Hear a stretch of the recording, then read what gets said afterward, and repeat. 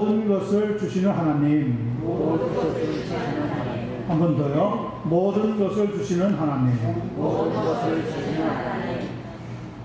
성경에 보면 모든 좋은 것과 선한 것이 위에 계신 빛들의 아버지께로부터 우리에게 선물로 주시는도다. 그렇게 말씀하고 있습니다. 오늘 본문에 보니까 모든 것을 하나님이 우리에게 주시는데 특별히 하나님이 기뻐하시는 자에게 더하여 주신다. 이런 약속을 주고 있습니다. 여러분들에게도 하나님의 필요한 모든 것을 더하여 주시는 은혜가 넘치는 이 시간 되기를 예수님의 이름으로 간절히 축원합니다. 본문 말씀은 오늘 이 시대와는 다르지만 그러나 하나하나 읽어보면 우리가 만나고 있는 현실 혹은 상황과 어떻게 그렇게 신비하게도 딱 떨어지는 말씀인지 알 수가 없습니다.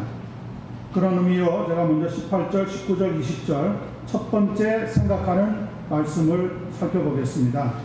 내가 해 아래에서 내가 한 모든 수고를 미워하였느니, 물론 전도서의 기자였던 솔로몬이 고백하고 있는 말일 겁니다. 이는 내 뒤를 이을 이에게 남겨주게 됩니다. 내 뒤를 잇는다고 하는 것은 다음에 차기 왕을 이야기하겠죠.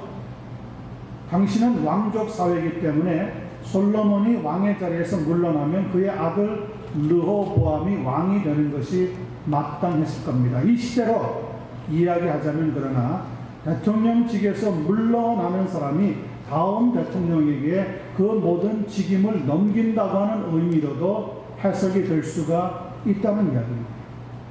자, 그런데 뭐라고 이야기합니까? 19절입니다. 그 사람이 지혜자일지 우매자일지야 누가 알리마는. 그렇죠. 누가 알겠습니까? 사람의 소행을 어떻게 할지 누가 짐작이나 할 수 있겠습니까? 내가 해 아래에서 내 지혜를 다하여 수고한 모든 결과를 그가 다 관리하리니 이것도 헛되도다. 현 오바마 대통령이 지난 8년 동안 여러 가지 일들을 많이 벌이고 또 진행하려고 했겠지만 새로운 대통령이 된 사람이 또 관리할 텐데 그가 어떤 일을 할지 어떻게 정리할지 누가 알겠습니까? 오래전에 기록된 전도서의 말씀인데 어쩌면 이 시대에 그렇게 딱 들어맞는 신기한 말씀인지 저도 말씀을 준비하면서 깜짝 놀랐습니다. 그 다음에 말씀 보세요. 20절의 말씀입니다. 이러므로 내가 해 아래에서 한 모든 수고에 대하여 내가 내 마음에 뭐 했다고요? 실망하였도다. 지금 누구보다 트럼프가 대통령 당선이 되고 나서 실망하는 사람이 있다면 같이 대선 후보로 나왔던 힐러리도 실망을 했겠지만 정말 실망하고 있는 사람은 현직에 있는 오바마 대통령입니다. 자기의 지난 8년 동안의 활동을 살펴보면서 지금 트럼프에게 모든 걸 인수인계해야 되는데 어떤 생각이 들겠습니까? 내가 한 것이 헛된 일이구나. 이런 생각이 지금 아마 들지도 모르겠습니다.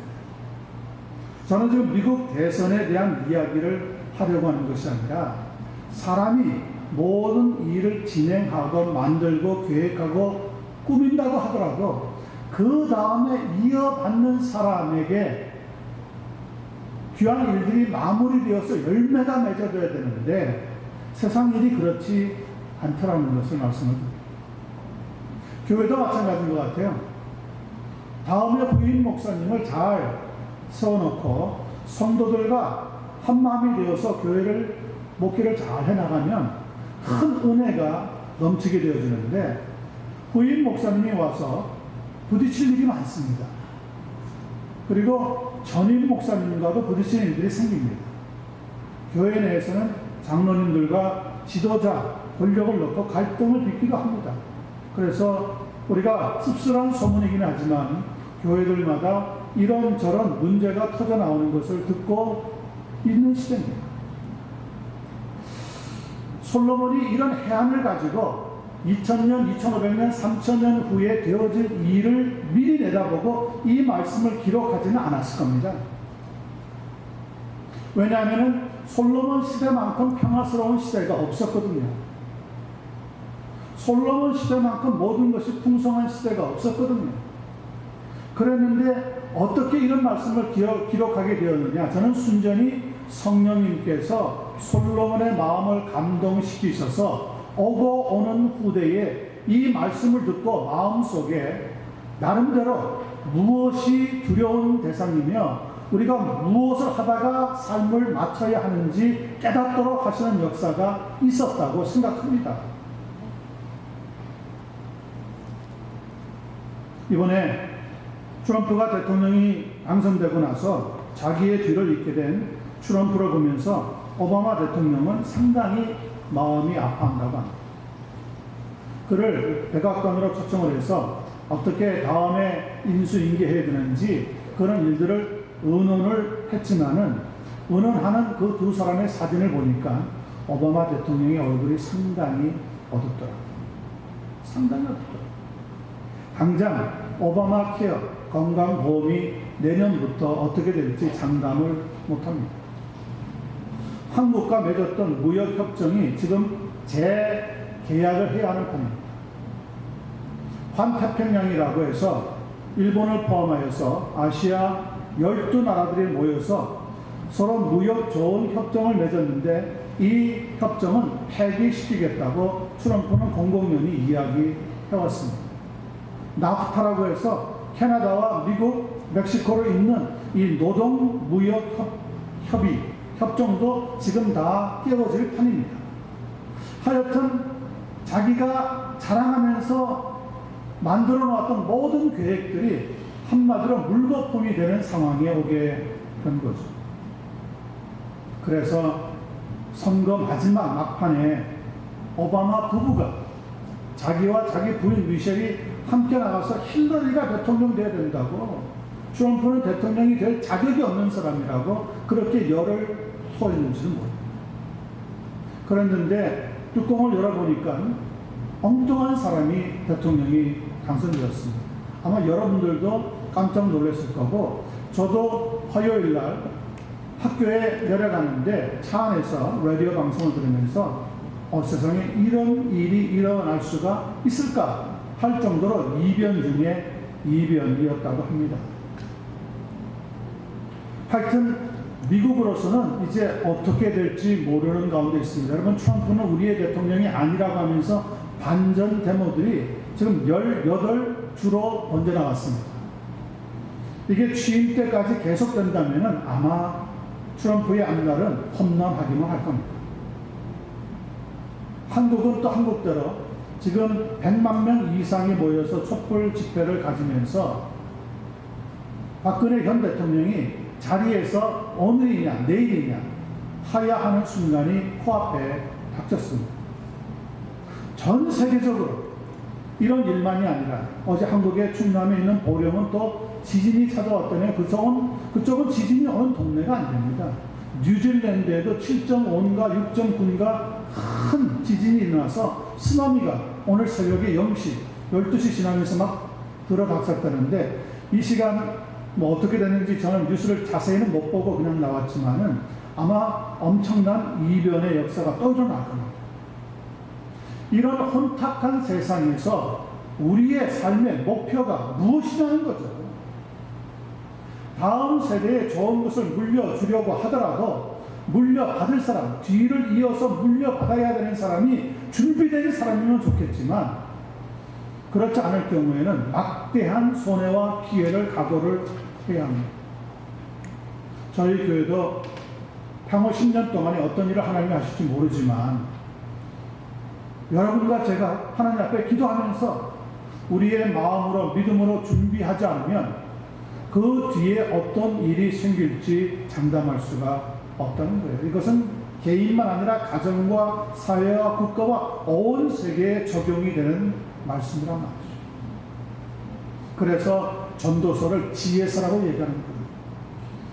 이 세상에 앞을 내다볼 수 있는 사관, 역사관, 해안을 누가 가지고 있습니까? 정치자가 가지고 있습니까? 그들이 우리의 삶의 목표입니까? 기업들입니까? 재벌들이 우리의 삶의 목표입니까? 아닙니다. 그렇게 생각하면 오늘 전도서 기자가 처음에 이야기하고 있는 것처럼 이것도 헛된 것이고 이것도 무익한 것이라고 하는 결론을 내릴 수밖에 없습니다. 이 본문을 우리는 미리 앞당겨서 결론을 내리기를 이 세상의 목표를 두는 것이 아니라 성도의 목표는 땅이 아니라 하늘에 있다는 것을 믿어야 합니다. 그런 은혜가 여러분과 제게 임하고 또 임하게 되기를 간절히 소원합니다. 이사야서 55장 2절에 보면 너희가 어찌하여 양식이 아닌 것을 위하여 은을 달아주며 배부르게 하지 못할 것을 위하여 수고하느냐. 내게 듣고 들을지어다. 그리하면 너희가 좋은 것을 먹을 것이며 너희 자신들의 기름진 것으로 즐거움을 얻으리라. 하나님께서 말씀하고 있습니다. 누구에게 들으라고요? 하나님의 말씀을 들으라는 거죠. 거기에 지혜가 있다는 거예요. 거기에 앞날을 준비할 수 있는 해안의 은혜가 임하고 있다는 거죠. 빌립보서 3장 13절 14절에 보면 하나님의 종이었던 바울 사도는 이렇게 말씀하고 있습니다. 형제들아, 나는 아직 내가 잡은 줄로 여기지 아니하고 오직 한 일, 즉 뒤에 있는 것을 잊어버리고 앞에 있는 것을 잡으려고 푯대를 향하여 그리스도 예수 안에서 하나님이 부르신 부름의 상을 위하여 달려가노라. 여러분, 여러분이 하나님 앞에 갔을 때 하나님으로부터 상을 얻을 수 있는 그런 믿음의 아름다운 다름질을 잘 달릴 수 있는 한 분 한 분 되시고, 예수 그리스도가 내 삶의 목표이다, 그분을 닮아가기를 원한다, 그분이 살았던 삶을 살기를 원한다 라고 마음을 다치 고쳐먹고 결심하고 믿음의 삶을 진행해 나갈 때 이 세상에 하나님이 주시는 소망의 역사가 나타나게 될 줄로 믿습니다. 그런 귀한 은혜가 임하기를 예수님의 이름으로 간절히 소원합니다. 두 번째입니다. 21절로부터 23절입니다. 어떤 사람은 그 지혜와 지식과 재주를 다하여 수고하였어도 그가 얻은 것을 수고하지 아니한 자에게 그의 몫으로 넘겨주리니 이것도 헛되며 큰 악이로다. 사람이 해 아래에서 행하는 모든 수고와 마음에 애쓰는 것이 무슨 소득이 있으랴. 그리고 23절입니다. 일평생에 근심하며 수고하는 것이 슬픔뿐이라. 그의 마음이 밤에도 쉬지 못하나니 이것도 어떻다고요? 헛되도다. 여기서 어떤 사람은 물론 솔로몬 자신을 의미할 것이고, 수고하지 아니한 자라고 하는 것은 자기의 자식을 의미할 것이며, 몫이라고 하는 히브리 말은 할로코라고 하는데 그 자식에게 남겨주는 유산 혹은 분복이라고 해석할 수 있습니다. 그러니까 애쓰고 수고한 것은 자신이 했지만 나중에 보니까 어느덧 시간이 흘러서 자기가 세상을 떠나게 되었는데 그 모든 것 한 번도 제대로 자신을 써보지도 못하고 자식에게 넘겨주게 되었노라고 탄식하면서 뭐라고 얘기합니까? 그렇게 수고하고 애쓰고 모은 것도 내게는 돌아보니까 다 헛된 것이더라. 이렇게 이야기하고 있는 거예요. 아니, 헛된 것 정도가 아니라 부질없는 것이다. 그리고 오히려 큰 악이 되더라 말씀하고 있습니다. 여러분, 재벌들이 엄청난 돈을 모아놓고 죽을 때 그 모든 것이 아까워서 어떻게 눈을 감을 수 있는지 모르겠어요. 예? 제가 한번 이야기했죠.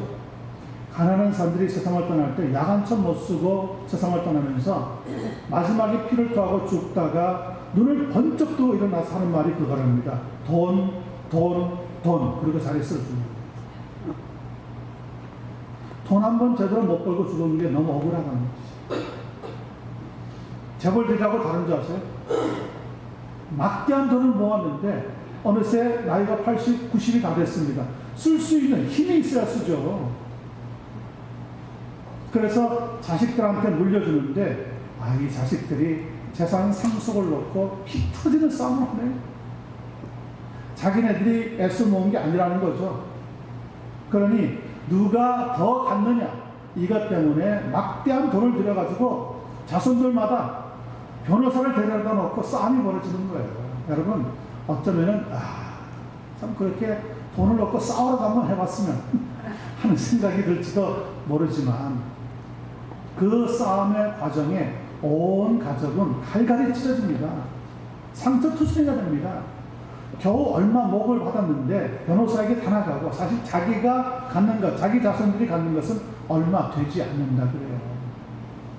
로또에 당첨되는 사람들 보면 야 나도 하나 살까? 에이 신발을 가서 한번 사볼까?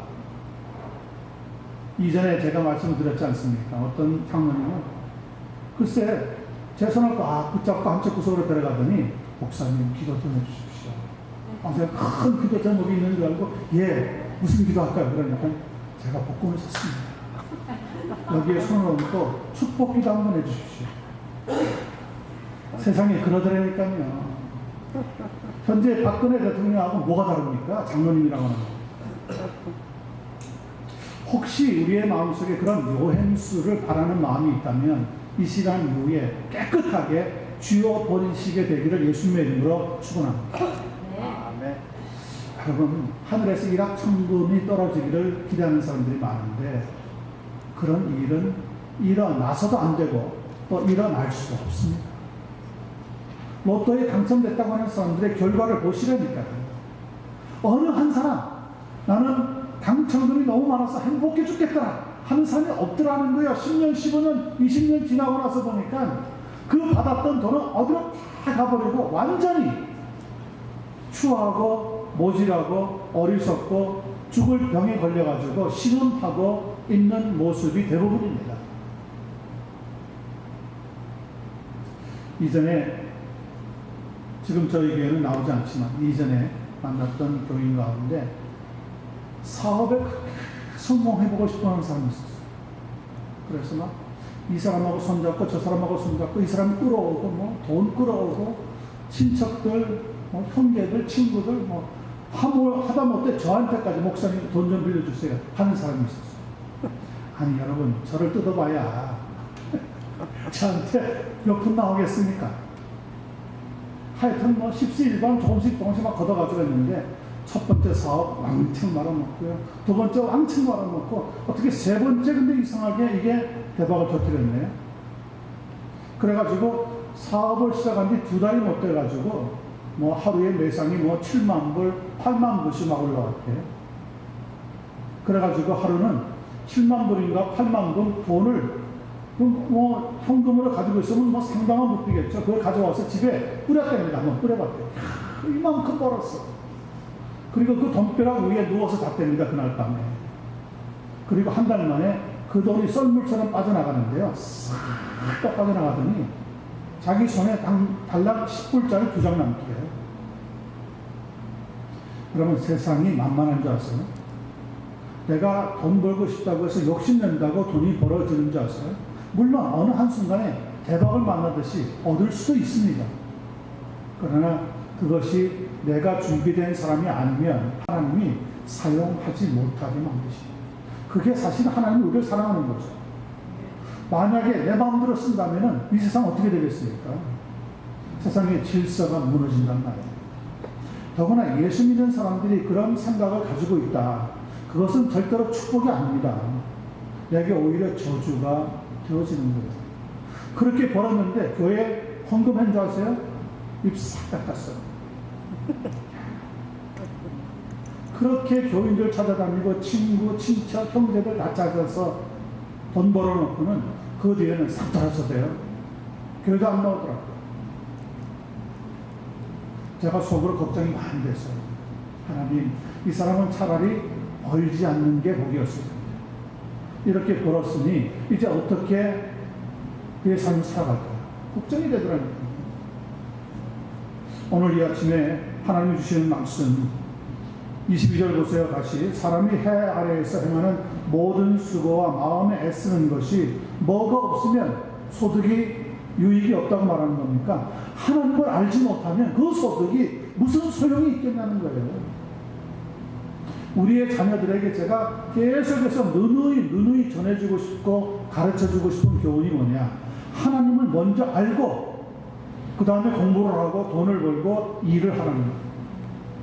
하나님을 모르고 하게 되면은 자기가 잘나서 그렇게 된 줄 알고 자기가 똑똑해서 공부 성적이 좋은 줄 알고 자기가 무언가 특별한 게 있어서 돈을 벌었다고 교만해진다니까요. 그것은 하나님이 원하시는 삶이 아니란 말이에요. 23절에 나름대로 결론이 이렇게 내리고 있습니다. 일평생에 근심하며 수고하는 것이 무엇뿐이라고요? 슬픔뿐이라고.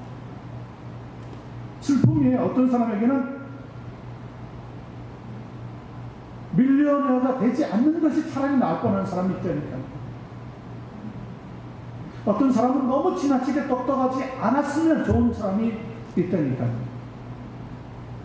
저희가 아틀란타에서 교회를 섬기고 있을 때 저희 집사람이 그때 이 주일학교, 특별히 유치 유년부를 인도했는데 그 중에 참 마음에 쏙 드는 남자아이가 하나 있었어요.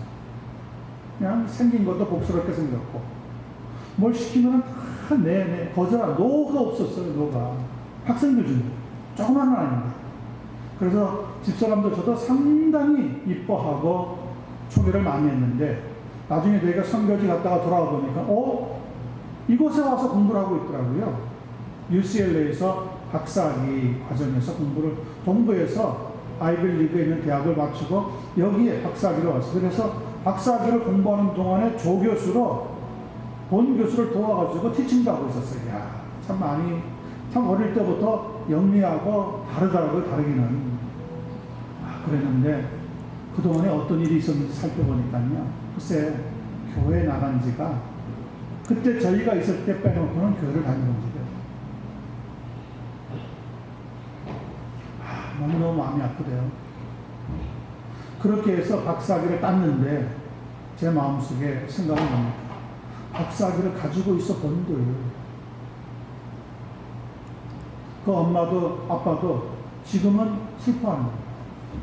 차라리 그 아이가 너무 똑똑하지 않았더라면 보통 사람들 같이 그냥 근처에 있는 대학을 나와서 직장생활 잘하면서 부모와 함께 살았더라면 지금 부모님하고도 뚝 떨어져가지고 혼자 살아요. 참 그것도 슬픔이더라고. 슬픔이야.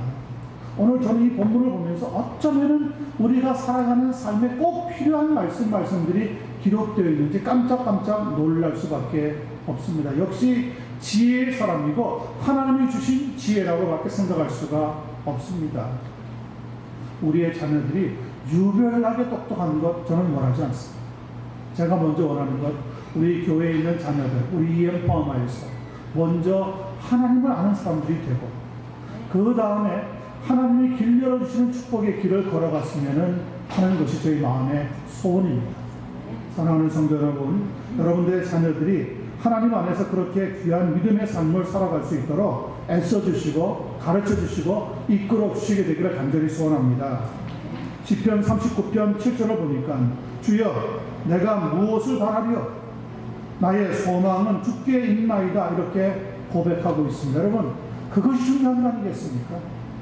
나의 마음을 하나님에게 두고 내 삶을 개척하고 주님이 주신 지혜와 힘으로 일들을 감당해 나갈 때 하나님께서는 우리에게 필요한 넓은 좋은 것을 도와여 주시게 될 줄 분명히 믿습니다. 그런 교회, 그런 성도, 그런 자녀들 될 수 있게 되기를 예수님의 이름으로 간절히 축원합니다. 마지막 보겠습니다. 24절로부터 6절입니다. 사람이 먹고 마시며 수고하는 것보다 그의 마음을 더 기쁘게 하는 것은 없나니. 맞습니다. 먹고 마시는 것보다 더 즐거운 것이 인생에 어디 있겠습니까? 여행 좋다고 하죠. 근데 갔다 오고 나면은 피곤이 얼마나 쌓이는지 몰라요.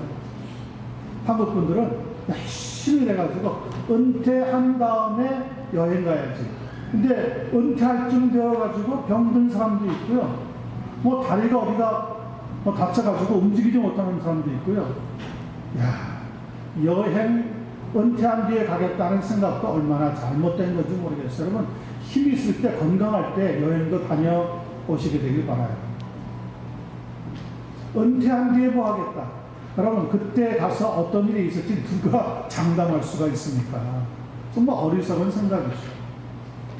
미국 분들이 은퇴한 뒤에 손잡고 석양을 등지고 산이나 들이나 이렇게 걸어가는 걸 보면서 한국 분들이 옛날에는 참 많이 부러워했습니다. 야, 저렇게 나이 들어 은퇴한 뒤에 두 부부가 저렇게 다니고 여행 가는 거 얼마나 좋아 보이냐.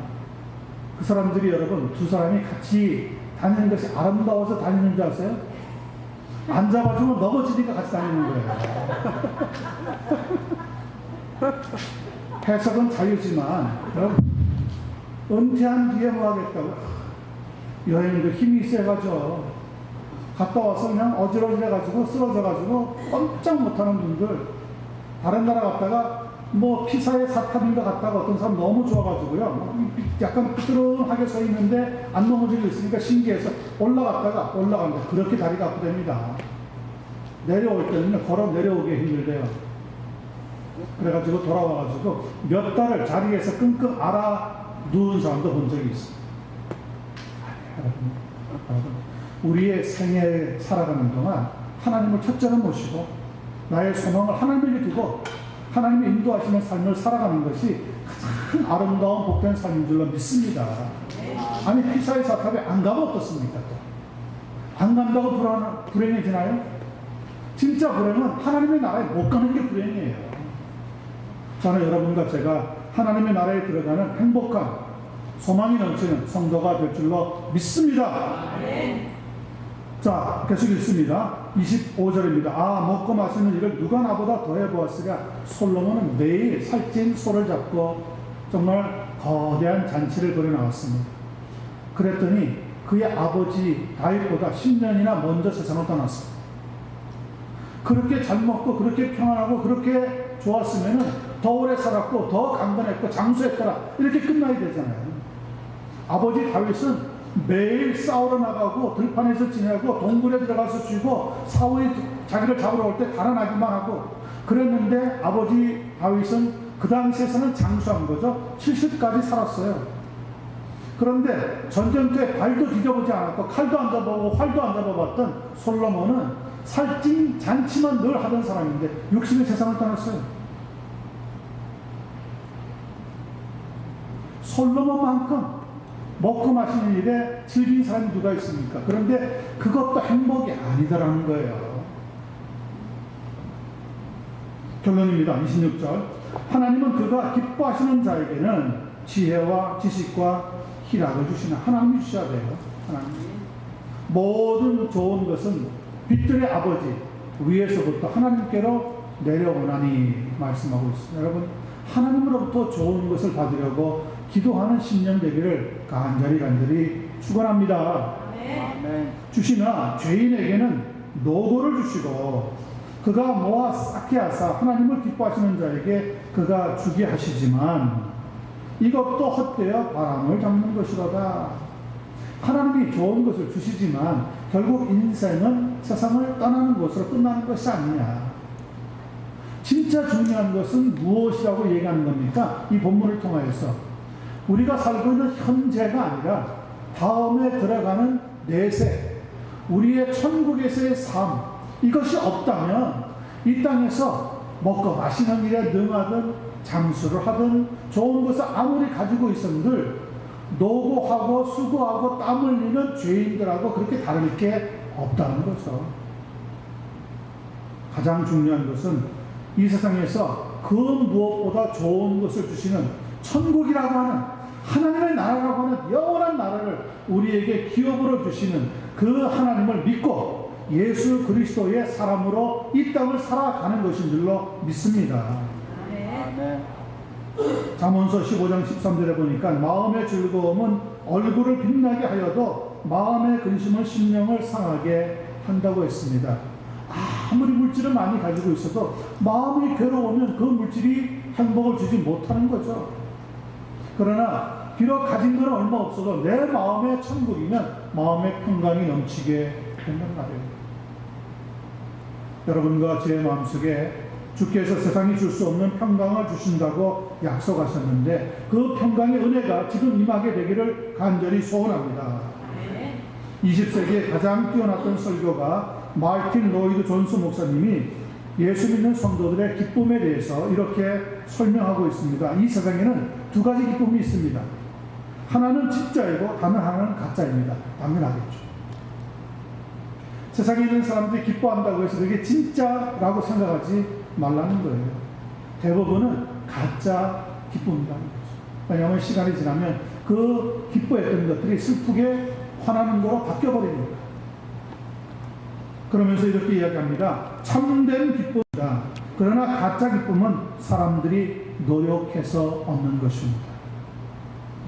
이 시간에 기도하기는 하나님께서 여러분의 마음속에 참된 기쁨, 참된 소망, 참된 능력을 더하여 주시게 되어서 인생을 살아가면서 부족함이 없고 모든 것을 감사할 수 있는, 언제나 범사에 감사할 수 있는 그런 축복의 삶을 살아갈 수 있게 되기를 예수님의 이름으로 간절히 축원합니다. 기도하겠습니다.